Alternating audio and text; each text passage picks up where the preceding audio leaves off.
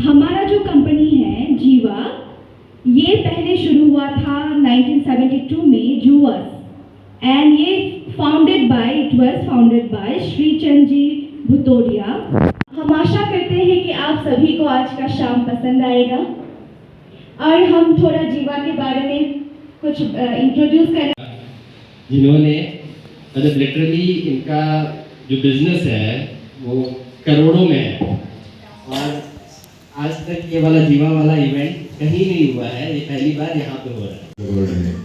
तो जीवा का एक मैंने होता है ना कि सब कोई तो बड़े बड़े लॉन्च करते हैं कि भाई गुवाहाटी के अंदर लॉन्च होगा, मुंबई में, दिल्ली में, तो हमने सोचा कि क्यों ना लॉन्च हम लोग ऐसी जगह से करें जहां हम दिल से जुड़े हुए हैं।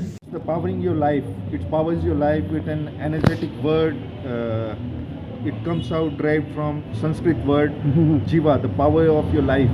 It's powering your life ultimately means the energy of your life. Quality भी अच्छा है, रेट भी अच्छा है और ये इवेंट कराने के लिए सब लोग यहाँ पे आने के लिए सबका धन्यवाद। Thank you.